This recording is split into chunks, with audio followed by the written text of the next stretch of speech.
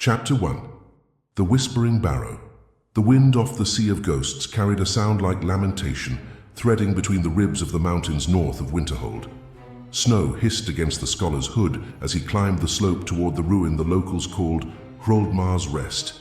They said the dead stirred there every night, not in the mindless way of Draugr who served their dragon priests, but as if one ancient spirit had business yet unfinished.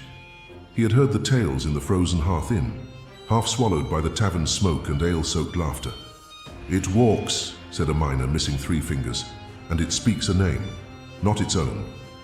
Now, trudging through the frost-thick dusk, the scholar, Draugr of Shornhelm, felt that same unease press against his ribs. The northern sky burned with the aurora's cold fire, and before him the barrow rose from the earth like a broken fang, its entrance choked by time and snowdrift. Runes older than the First Empire crawled across the lintel. He who kept the oath lies here. Draugr set his torch into an iron bracket and pressed his hand to the doorstone. It shuddered beneath his touch, releasing a sigh of stale air that smelled of earth and ashes. The torchlight licked over frost-covered walls carved with scenes of battle, Nordic champions clashing beneath banners of wolves and ravens. Beneath them the dead slept in alcoves, their armor furred with rime, their faces frozen into masks of forgotten valor. But the whispers were real. They echoed faintly, just beyond the hearing of sense, a dozen voices speaking through stone. Some pleaded, some warned, and one, low and weary, repeated a single word in the dragon tongue. Kren, Kren, strength, power, or perhaps a name. He descended the stair, each step echoing into blackness. His torch flickered, guttered, then flared again as if in defiance. Beneath the barrow's heart stood a great door of black iron, bound by runes of warding. The sigil at its center bore the stylized dragon's skull of the tongues, those who once shouted the world to its knees. Yet this ward was not of their making. The magic felt older, colder, a priest's work, but not one in service of the divines. Draugr knelt, brushing frost away from an inscription below the seal. He kept the line of Ysgramor safe, yet no songs bear his name. Let his watch never end, that his shame never fade. The scholar's heart stilled. This was not a mere burial mound, it was a prison. Outside the wind rose, shrieking across the tundra. Within, the iron door trembled once, as though something vast stirred behind it. The whisper became a growl, then a voice, rough as stone, dragged through gravel yet touched by sorrow. "Who calls upon Hroldmar?" The torch guttered again, its light bleeding into shadow. Draug's mouth went dry. The Draugr's voice was not the hollow groan of a corpse, but the weary speech of a man who had waited too long for an answer.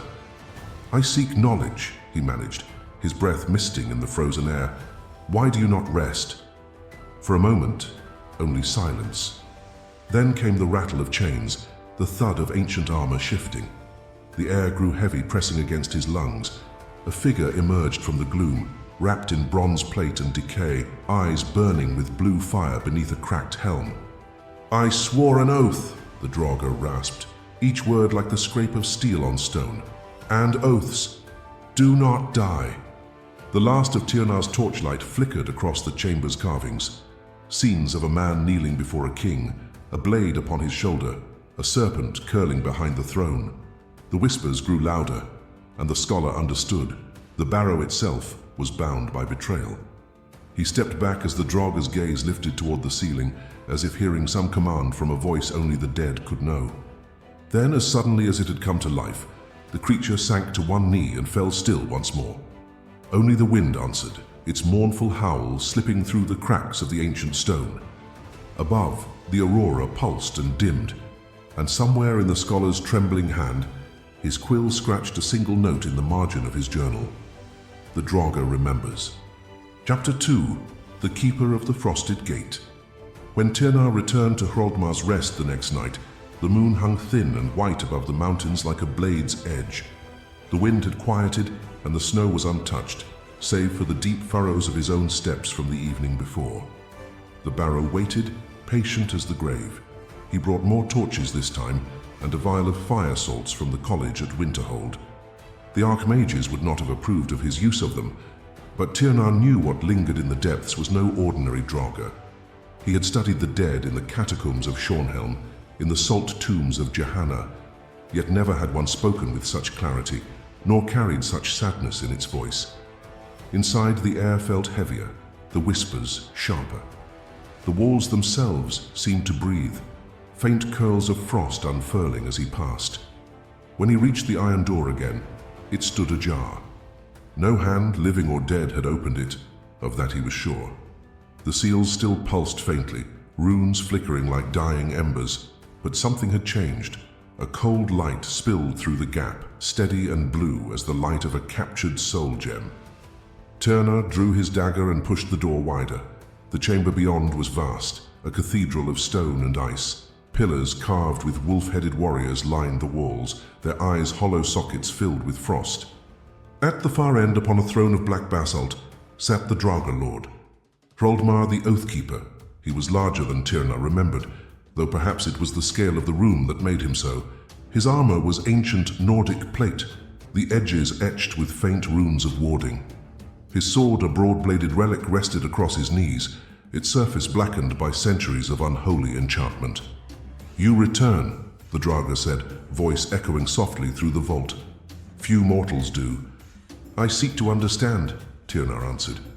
His words came out in a whisper, though the silence made them sound like a shout. "You were once a guardian of Ysgramor's line."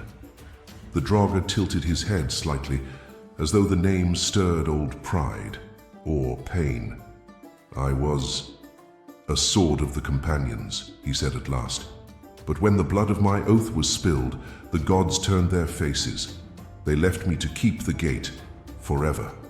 Tyrna stepped closer, each movement slow, deliberate. "A gate to what?" Hroldmar's eyes flared, twin coals of spectral light. He lifted his hand, gauntlet screeching, and pointed toward the floor.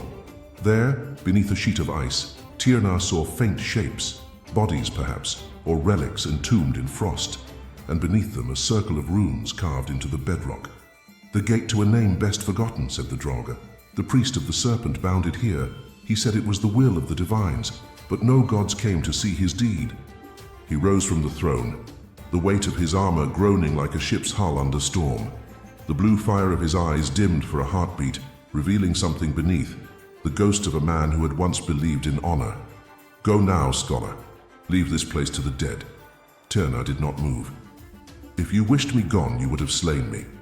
A dry laugh, like bones shifting. "Perhaps I remember mercy, or perhaps I remember being human." The torches flared, as if caught by a sudden breath of wind. Shadows leapt across the carvings, the serpent, the kneeling warrior, the broken sword. And in that flicker, Tyrna saw the truth written between them. Hroldmar had not been buried to honor his oath, but to contain something tied to it, something the priest had feared. He bowed, not in reverence, but in promise. "Then I will learn what they sought to hide, and if your vigil must end, I will find the key." For the first time, the Draugr's voice softened. "Then beware the ones who serve silence. They walk still among the living." As Tyrna turned to leave, the great iron door sealed behind him of its own accord, its wards flaring with renewed strength. The whispers followed him out into the frozen air, their tones no longer mournful and but watchful. Somewhere beyond the snow-choked mountains, the serpent stirred in its sleep. Chapter 3. Memories of Flesh and Oath. For 3 days, Tyrna remained in the ruins of an abandoned hunter's hut overlooking the fjord, his breath freezing against the cracked shutters. He pored through fragments of parchment and runestones he had brought from the barrow, rubbings of Hroldmar's inscriptions, copies of the wards carved around the gate, every line and rune etched with feverish precision. Sleep came only in short fits, filled with the echo of that voice. They walk still among the living. By the light of the third dawn, he found the name. Buried within the annals of the companions, among faded ink and water damage, was a record written by shield brother Kadrin, the lawkeeper. It spoke of Hroldmar Wolfblood, oath sworn to guard Ysgramor's heirs against the enemies of their bloodline.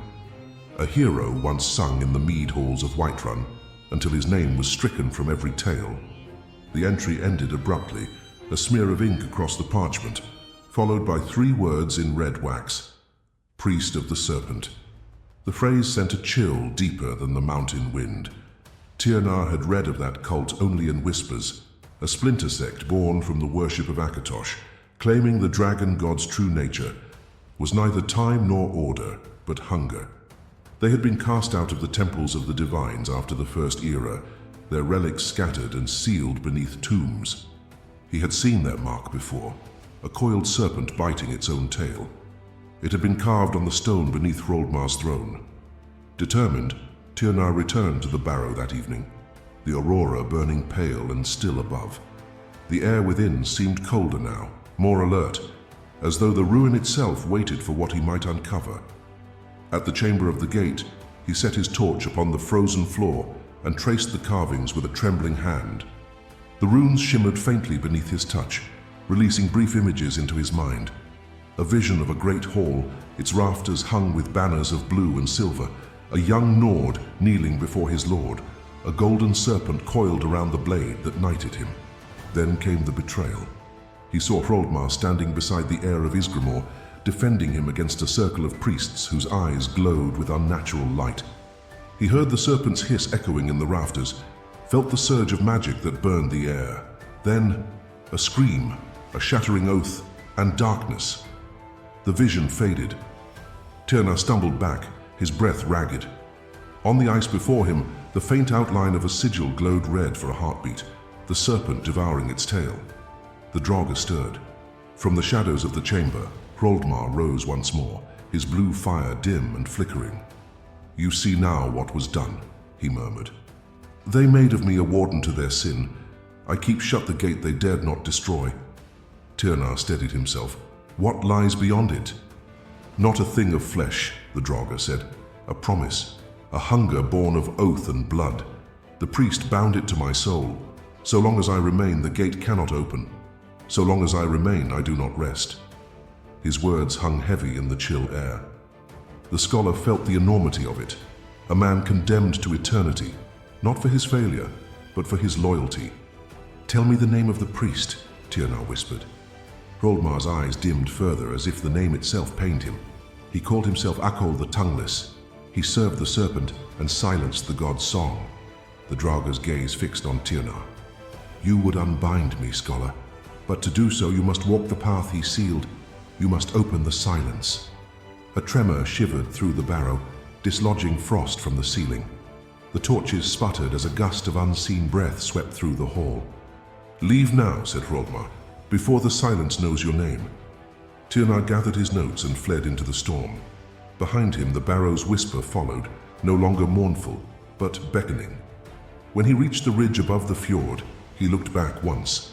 Beneath the green and violet lights of the aurora, the mouth of Hroldmar's Rest glowed faintly red, like the eye of a serpent waiting to wake. Chapter 4. The Blood Price of Silence. Snow fell thick and soundless over the Pale, each flake gleaming like a lost soul in the dark. Tiernar's boots sank deep into the drifts as he followed the old mountain road toward an abandoned temple marked on one of his scrolls, the Sanctuary of the Serpent Tongue. It was said to predate even Ysgramor's landing, raised by those who sought to speak with the dragons not through the Thuum, but through sacrifice. The Draugr's words echoed in his skull with every step. You must walk the path he sealed. When he found the ruin, it was half swallowed by ice. Only the spire of its tower still pierced the night, its walls wound with carvings of serpents and coils of flame. At its gate stood 2 stone sentinels, their faces worn to smooth anonymity. Tiernar brushed snow from one and saw the faint outline of Akatosh's sigil, distorted. The dragon's circle bent upon itself until the wings formed fangs. He entered. Inside, the air smelled of burnt oils and something faintly metallic, like old blood. The great hall was lined with altars long since broken, their runes dulled by frost. Yet when Tiernar knelt to examine the floor, he saw the same pattern as in Hroldmar's barrow, the serpent devouring its tail, etched in deep grooves and filled with red glass. And there, at the center, a slab of stone shaped like a man's body, an altar of offering. He unrolled a parchment of translations he had made from the Companion's archives, comparing the marks to the serpent script carved here. The words, though ancient, carried an unmistakable rhythm, a liturgy. By blood unspoken, silence bound, by oath unbroken, Hunger crowned. The guardian kneels, the serpent feeds.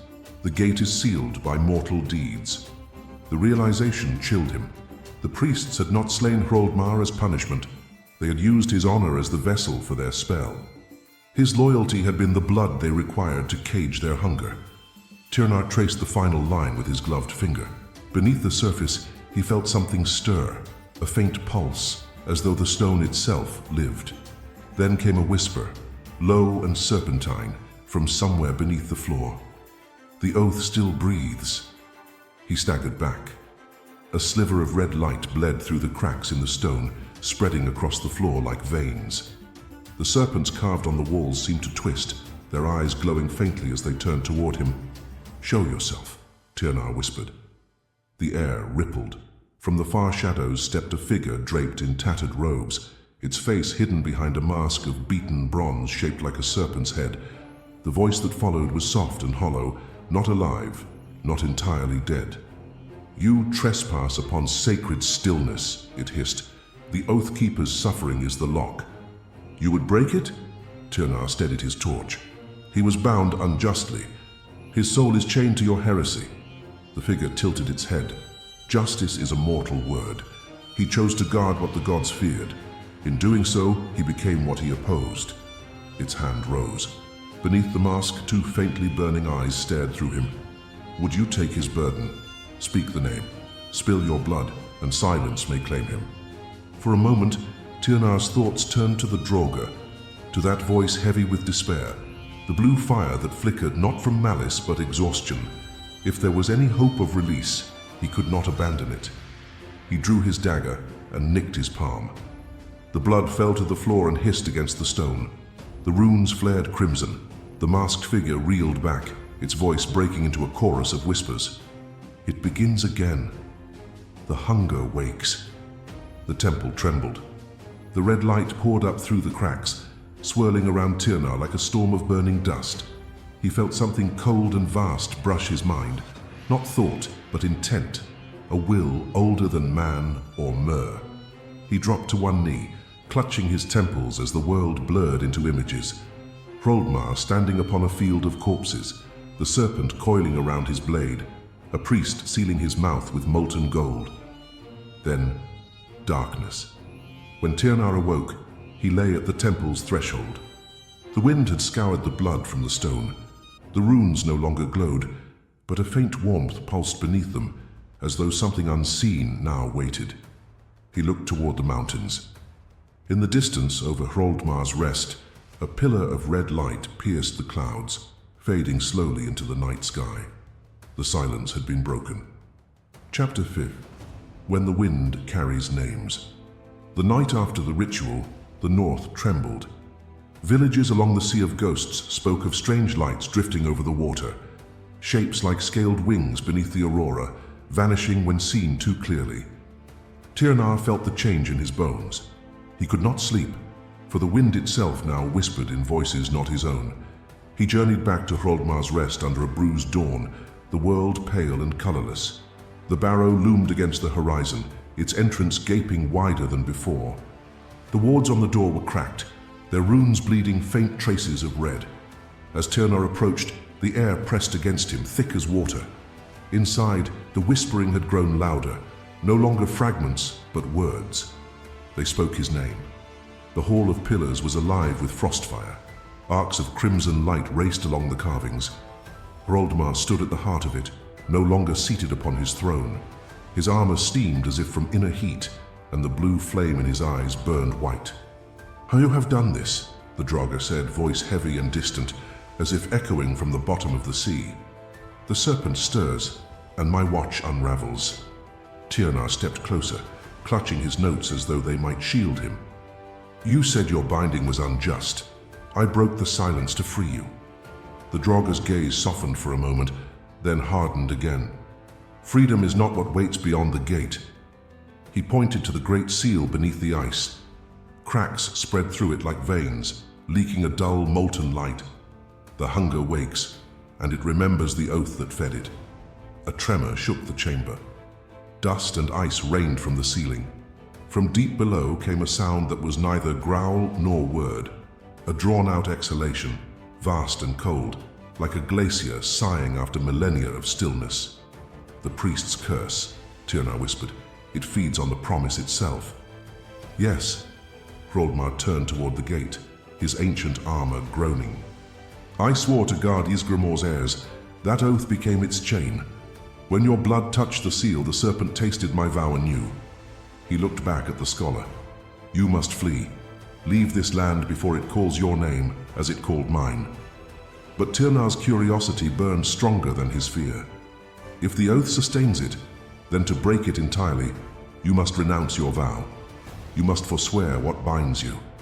The Draugr's jaw clenched. "You ask what the divines themselves could not grant. To renounce is to betray, and betrayal is the serpent's breath. My honor is all that remains." The floor split. A roar like thunder rolled through the barrow, and a crimson wind burst upward, scattering fragments of bone and frost. In that wind, Tyrnar glimpsed shadows forming and dissolving, coiling shapes, scaled and vast, mouths whispering in a dozen tongues at once. He raised his voice over the din. "Then let the oath end in truth, not in silence. Speak the name you guarded." The Draugr's burning eyes fixed on him. For an instant the fury faded, replaced by something almost human: sorrow, relief.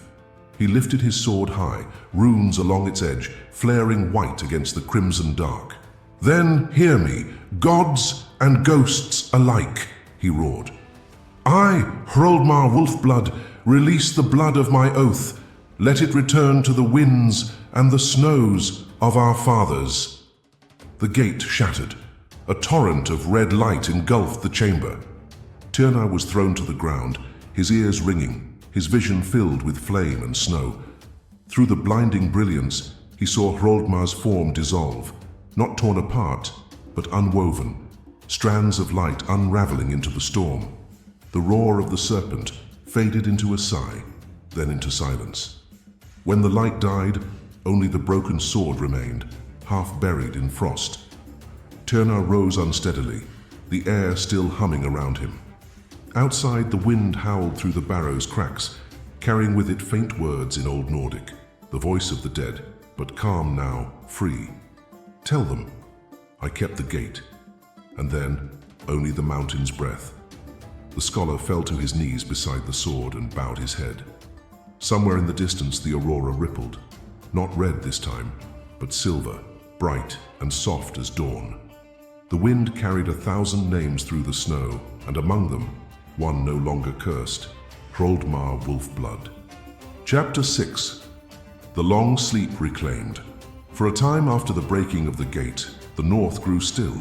The snow fell soundlessly for 7 nights, and no hunters dared tread the tundra near Hroldmar's rest.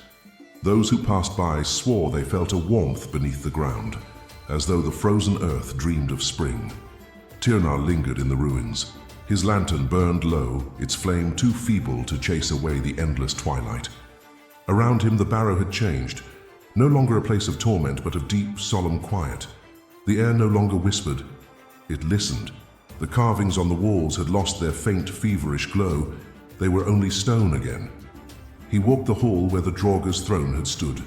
The seat lay shattered, its black basalt scattered like glass across the floor. Hroldmar's sword remained embedded in the ice, its hilt rimed with frost, but no longer humming with curse or power.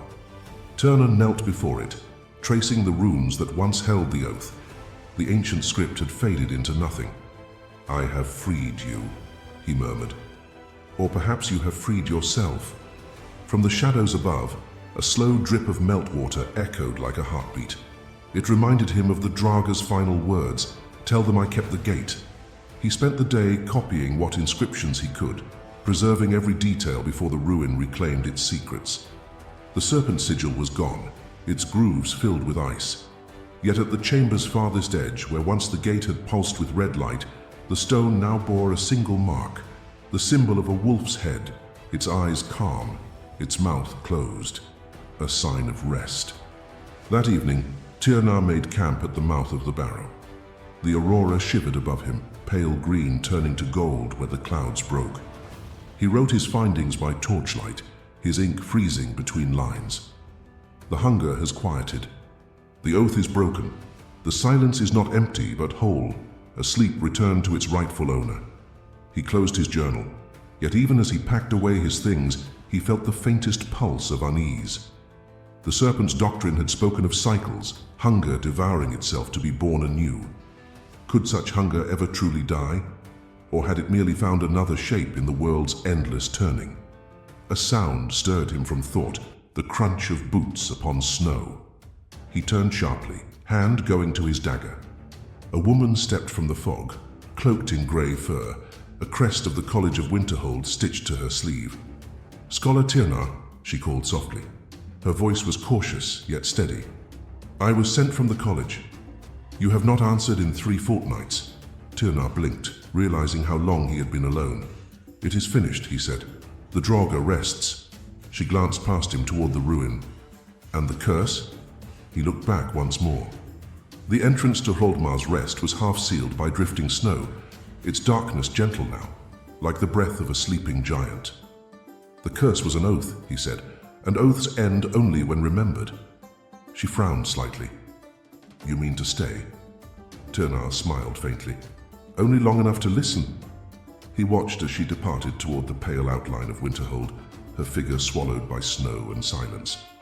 Then he turned back to the barrow and bowed once, a gesture of respect to the one who had waited centuries to sleep. The wind rose, soft and solemn. From within the ruin came a single, distant sound, not a whisper, but a sigh. Then, nothing. Tirnar gathered his satchel and walked down toward the frozen coast. Behind him, the aurora pulsed once more, blue, then silver, then fading into white. In the old songs of the North, they say some spirits linger after redemption, not to haunt, but to guard the peace they were denied in life. And on nights when the snow lies deep over Hroldmar's Rest, travelers sometimes hear a low chant beneath the wind, like the echo of a long-forgotten prayer. "Rest well, Wolfblood. The gate is kept." And the mountains, unbroken and eternal, whisper the name back into the cold, a name no longer cursed, but hallowed,